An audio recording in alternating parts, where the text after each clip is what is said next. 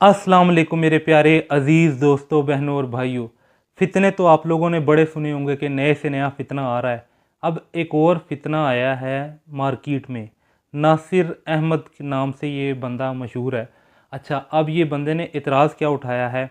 इस बंदे ने हज़रत आयशा अम्मा आयशा रज़ी अल्लाह अन्हा पर इतराज़ उठाया है कि इनके बारे में जो अहादीस आई हैं वो गलत हैं। यानी अम्मा आयशा सलामुल्लाह अलैहा के बारे में जो अहादीस आई हैं कि अम्मा आयशा सलामुल्लाह अलैहा का 6 साल की उम्र में निकाह हुआ था और 9 साल की उम्र में रुखसती हुई थी। ये बंदा कह रहा है कि ये चीज़ें गलत है और उसने सरेआम इनकार कर दिया, बगैर ये जाने कि इसके पीछे हिकमत क्या थी, बगैर ये जाने कि इसके पीछे क्या क्या दलाइल हो सकते हैं और ये हमारे प्यारे नबी सल्लल्लाहु अलैहि वसल्लम के लिए क्यों ख़ास था। उसने इसका इनकार कर दिया है और हमारे दीन को ये बदनाम कर रहा है। तो मेरे प्यारे अजीज़ दोस्तों, बहनों और भाइयों, सबसे पहले मैं आप लोगों को इसकी वीडियो दिखाता हूँ, तो फिर उसका जवाब भी दूंगा। तो सबसे पहले आप इसकी ये वीडियो देखें, फिर हम बात करते हैं। तो ये देखें। जो बात करता है उसको कहते हैं ये बात क्यों कर दी। इन्होंने आते मुतबर पड़े हुए हैं। मुझे कोई इनका डर खौफ नहीं है, मैं बात सच्ची करूंगा। ऐसा हो नहीं सकता, ऐसी मंतक ही नहीं है, ऐसी कोई कर नहीं सकता। जो दुनिया में कायनात में रहमत पड़ गया दोनों जानों पर, वैसी गलती कर सकता है 9 साल की बच्ची से। वो पूर्ण होती है, वो बालक नहीं होती। बालक बच्ची ने कौन काम करेगा? शादी पैगंबर में हुआ कोई मिलाद हो गया? तुमने तो ऐसी चीजें डाल दी है, कुरान की तालीमात भी तुमने रख दिया, इतना इंतजार डाल दिया तुमने दीन इस्लाम के अंदर। मैं मुसलमानों से कहता हूं कि इनकी बातों पर मत जाओ। ये देखो, ये हमारे पास अल्लाह का कुरान मौजूद है 2024 में, इसको पढ़ो, इसको देखो, इसके दावत जिंदगी बसर करो। भाग के पीछे न जाओ। अल्लाह की दाद क्या रही है? तिरका उम्मतुम कद खलत लहा मा कसबत वला तुम मा कसबतुम ला तुसलूना मा कानू यामलून। आपसे नहीं पूछा जाएगा कि उस वक्त के लोगों ने क्या किया, आपसे ये पूछा जाएगा कि आपने क्या किया। क्या आप लोग मानते हो कि 9 साल की उम्र में एक रुखसती हो सकती है? कितना जुल्म! ये तुम नबी की तारीफ करते हो, ये तुम नबी के हुलिया बनाए हुए बैठे हुए, दिन के ठेकेदार बने हुए। शर्म करो और डरो अल्लाह से। जिस दिन तुम मरोगे अगले दिन क़यामत है, तुम्हें अगले दिन ही पूछा जाएगा, जगना जाएगा तुम्हें। तुम तो कब्र में हो, हमने नमाज पढ़ ली, हमने हुलिया क्या रख लिया, हम जन्नत के ठेकेदार बन गए। यही वो कहना था इस्राइल का। क्या खुदा ने अल्लाह सुब्हानहू तआला उनको दुस्कारा नहीं? दुस्कार दिया, तुम्हें भी दुस्कारेगा, यकीनन दुस्कारेगा तुम्हें। देखा मेरे प्यारे अजीज़ दोस्तों, बहनों और भाइयों, आप लोगों ने ये वीडियो तो देख ली। ये किस तरीके से हदीस का नंबर देते हुए भी हदीस का इनकार कर रहा है और इसे नहीं पता कि इसके पीछे हिकमत क्या थी। आप सल्लल्लाहु अलैहि वसल्लम की हज़रत आयशा सलामुल्लाह अलैहा से शादी 6 साल की उम्र में निकाह हुआ था और 9 साल की उम्र में रुखसती हुई थी। ये अहादीस बिल्कुल ठीक हैं और बिल्कुल ऑथेंटिक है। हमें इमाम बुखारी को गलत नहीं कहना चाहिए। अच्छा, अब इसके पीछे हिकमत क्या थी और इसके पीछे दलाइल क्या थे और इसके पीछे यानी क्या बात थी, उनकी रुखसती 9 साल की उम्र में क्यों हुई, कैसे हुई, ये सारे का सारा जवाब इंजीनियर मोहम्मद अली मिर्ज़ा साहब की ज़ुबानी सुनेंगे तो आपको पूरा का पूरा मसला क्लियर हो जाएगा। तो मेरे प्यारे अजीज़ दोस्तों, बहनों और भाइयों, अब ये देखें इंजीनियर मोहम्मद अली मिर्ज़ा साहब की वीडियो। तो ये देखें। हज़रत आयशा सैयदा आयशा के बारे में आपसे ये पूछूं कि उनकी उम्र मुबारक जब शादी के वक्त, उसके बारे में ये कहा जाता है कि मुसलमानों में आप के 6 से 9 साल उम्र थी जब उनका निकाह मुबारक हुआ। तो मेरा उसके बारे में आपसे ये सवाल है कि इस चीज़ को किस तरह से एक मुसलमान बच्चे को जो रिसर्च कर रहा है उसे कैसे जस्टिफाई करें, किस तरह से जस्टिफाई करें। मैं एथिस्ट या एग्नोस्टिक की बात नहीं कर रहा, लेकिन हम मुसलमान बच्चे को किस तरह से वो जस्टिफाई करें। आपकी जो साइंस है वो भी इसके मुताबिक अब रिसर्च हो चुकी है बहुत ज़्यादा इन चीज़ों के ऊपर कि एक जो बच्ची होती है वो जब जवान होती है तो उसके बाद फिर जाके कॉग्निटिव बिहेवियर्स उसके जो है वो सारे के सारे डेवलप होते हैं, अकल डेवलप होती है, फिजिकली डेवलप होती है। तो उसके बाद जाके तो आप जो है ना बलूगत की उम्र के बाद आप शादी की उम्र तक पहुंचते हैं, तो उसके बाद शादी होनी चाहिए। नहीं तो उसके काफ़ी नुकसान होते हैं, डिप्रेशन, सुसाइड और इस तरह की बहुत सारी चीज़ें। आपको बेहतर पता होगा, आपसे सवाल बहुत दफा हो चुका होगा। तो इसको किस तरह से सैयदा आयशा की उम्र के हवाले से अहले सुन्नत में इत्तेफाक है 9 साल की उम्र में उनकी रुखसती हुई है। अच्छा, ये 9 को आप 19 साल भी कर लें, उन लोगों की तसल्ली फिर भी नहीं होनी, क्योंकि नबी इस्लाम की तो उम्र 52 साल थी। वो कहेंगे 3 गुना उम्र है। लेकिन कम से कम मुसलमान तो इस चीज़ से नहीं, मुसलमान भी नहीं होंगे, कैसे हो जाएंगे मुसलमान? गांधी साहब तो हो जाएंगे, गांधी साहब हो गए ना, तो गांधी साहब समझते हैं मैं सेटिस्फाई हो गया तो बाकी मुसलमान भी हो जाएंगे।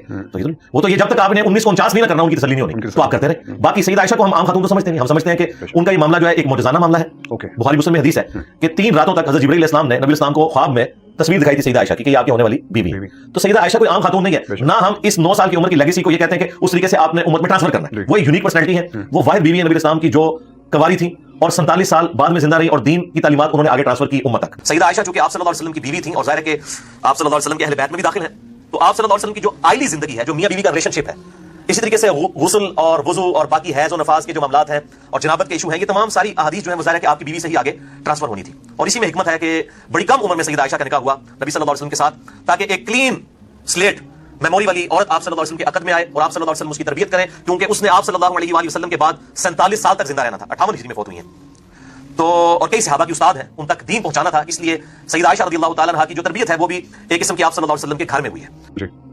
मुसलमान तो फिर आपसे ये भी सवाल करेगा कि अल्लाह ताला ने एक जवान औरत से उसका खामद ले लिया, उसके बाद दूसरी शादी का हक उसे क्यों छीन लिया? ये भी सवाल करेगा। तो कुरान ने तो कहा है कि नबी की बीवियों के साथ निकाह नहीं हो सकता। अल्लाह के नजदीक ये बहुत बड़ा गुनाह है, सूरह अल-अज़ाब में है कि तुम नबी इस्लाम के दुनिया से तशरीफ ले जाने के बाद उनकी औरत से निकाह करो।